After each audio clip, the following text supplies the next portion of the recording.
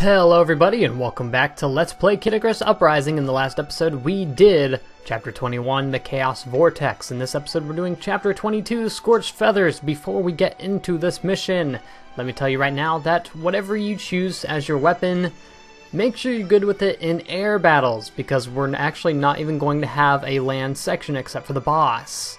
So, for that reason, I've chosen the Beam Claws, which actually have one of my favorite ranged animations in the game.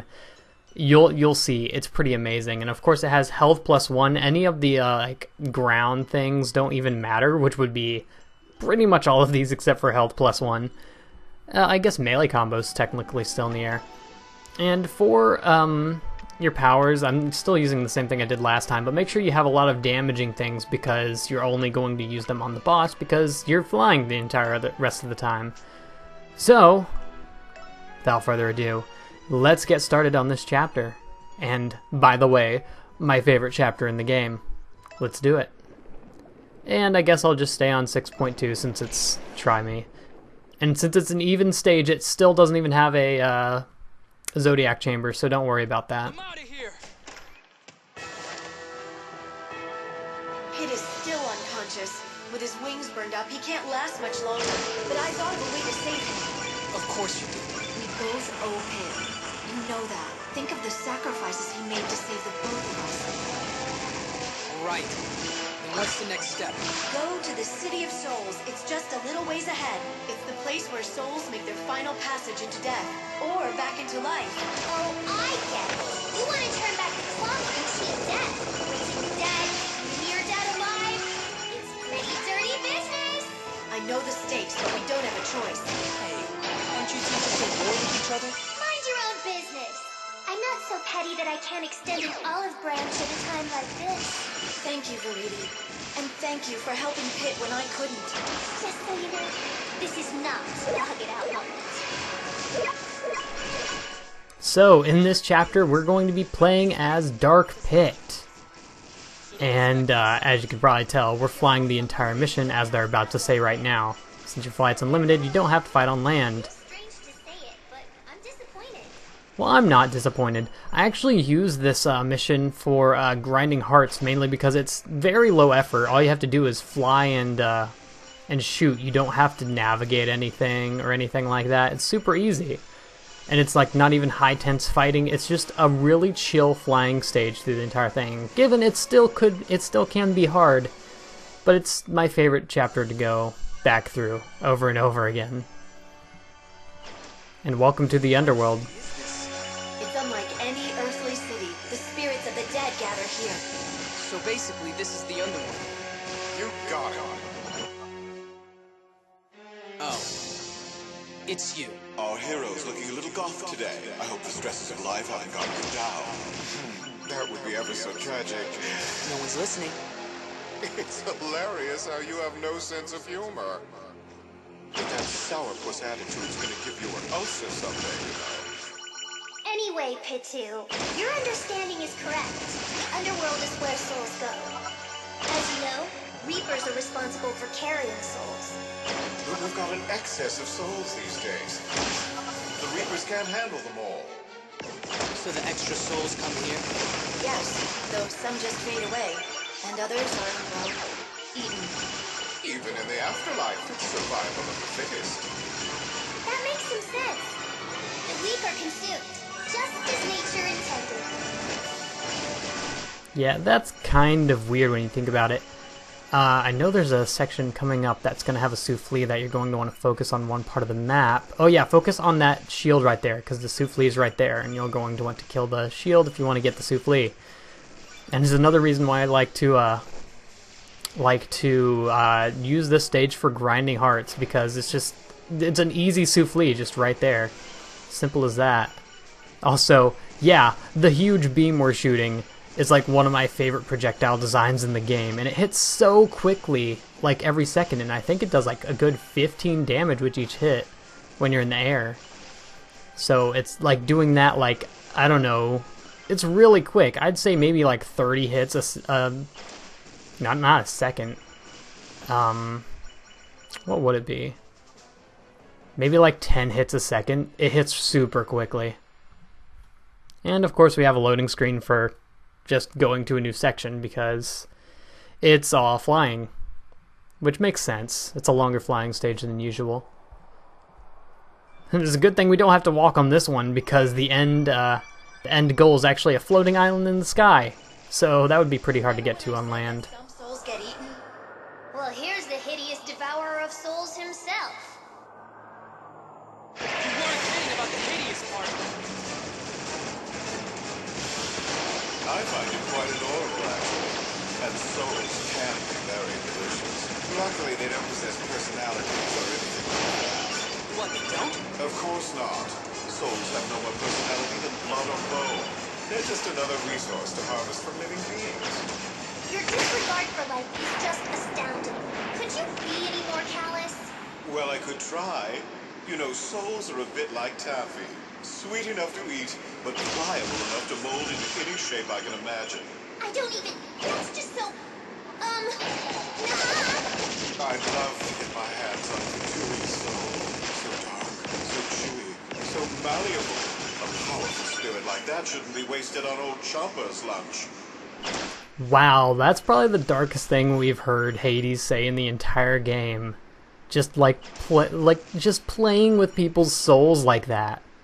It's kind of insane. Also, I'm not sure if we've had the certain revelation in this chapter that happens. I'm not sure if we're that far in, so I don't know if I'm supposed to comment on it yet. Maybe not. I think it's coming up now. Of course, I should just stop talking about it and let it happen. Here's another Oink Fortress. I'm just going to take out those tomatoes with that. Other forms? It would explain his endless supply of troops. He's making them out of souls. Professor Palatine... Ah, there it is. But wait. That's the case. There's no way the underworld army could ever lose. Spoiler alert. So let me get this straight. All the lives lost in battle helps building up the underworld army. You got it. So the more fighting there is, the bigger my army gets. My goodness, it feels wonderful to be on the winning team. Hold on a second. Your math is a little off. You might want to break out the brain age, pal. I have a brain age of 24. And that's relevant because... Think about all the casualties there have been in this war between the gods. If Hades was right, the underworld would be way more crowded with monsters. Then that means that one fallen soldier doesn't equal one new underworld monster. After all, creating something as corporeal as a monster would take... A ton of souls! But that's a huge waste! It's an abomination! Yeah, that's just about the sickest thing I've ever heard. We have to stop it. You poor deluded things, you'll never stop me! Don't let him get under your skin. Not a problem. So that's another reason why this chapter is one of my favorites, is because it's the first time you see Hades actually physically do anything. And it's just like really scary, like wow, he just did that. No other god or goddess has actually acted out while they're in that huge form. Because maybe that's not even their actual physical form, maybe it's just a projection, you know? But Hades just did that. He knocked over a spire easily. He won't let them rest. His bloodlust has thrown everything off balance. It's like humans disrupting the balance on Earth! It's unforgivable! You've got to be joking. All you gods and your stupid wars are the ones throwing everything off balance. You little nothing! How dare you! He may have a point. We have the underworld army out to hoard souls. We have the forces of nature trying to wipe out humanity. We have the humans continuing to exploit nature and each other. And we have us, gods, who drag the entire world into our power circle. But it doesn't matter how this started. Now we know who's profiting from it. Hades, left unchecked, he threatens us all! Then our only option is to take him down. But to do that, we're going to need Pit's help. Let's get him patched up.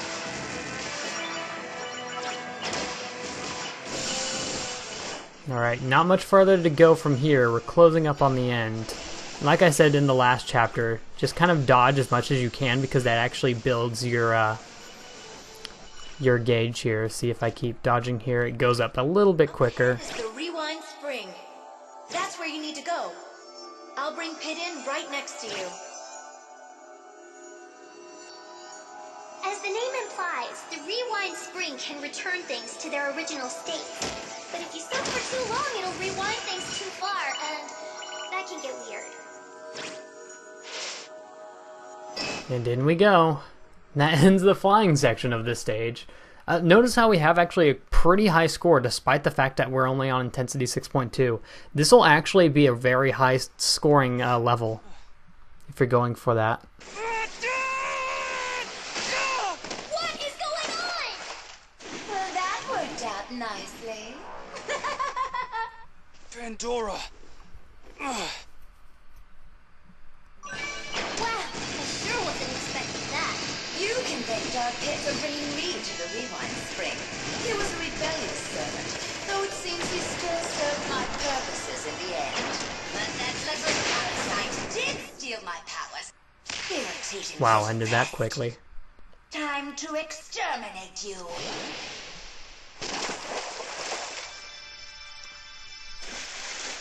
What? Who is that? It's the new improved me. Oh, it's been so long since I've had a body. Eat your hearts out, ladies. Someone's overcompensating. Feeling a little inadequate, Verity? Of course is. You should too. Just look at me. I liked her better when she was just an evil blob. She's still an evil blob underneath. She just has better hair, that's all. So yeah, suddenly she's a Vocaloid. Oh, jeez. I don't think she's done yet. Yep, not quite. I was ready. I find it trying to come out. Still so much. That's because I was using my power of ninjury. Right. What? You don't believe me? I think that's something everyone can agree on. Tone down the sass, little angel. It's been a long time, though. And you are? Don't tell me you've forgotten your old friend Pandora.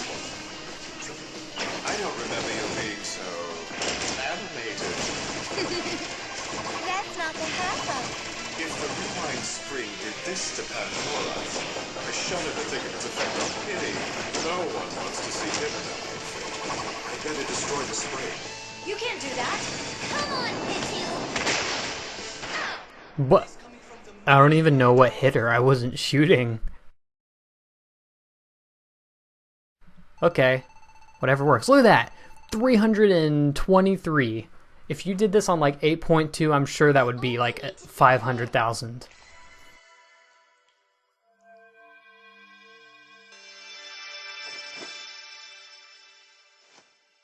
Woo-hoo-hoo! Where am I? Patu? He can't fly anymore. Fine, fine. I'll get him. Lady Palutena! Lady Palutena! Welcome back, Pit. I missed you so much! I missed you too. Let's go home.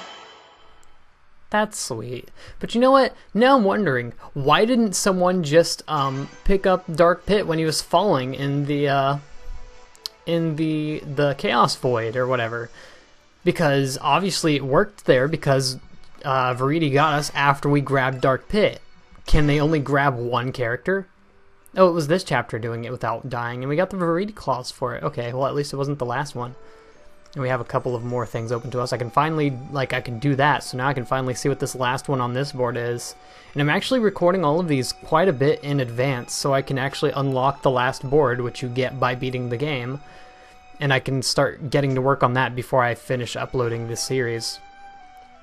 That didn't even fill up an entire egg. Okay, because a lot of people say that they think the egg, the idle tossed eggs, they come up from depending on your score. Which makes sense because if you don't do anything in a multiplayer match, you don't get any eggs because you don't have any score. But I got 300,000 points there, and I didn't even get a single egg. You'd think I would. There's like a little mark on the left side of my screen. I'm trying to like scratch it off with the stylus, but I can't. Okay, well with that ends my favorite chapter in the game. It's about time we did one where I didn't die, don't you think?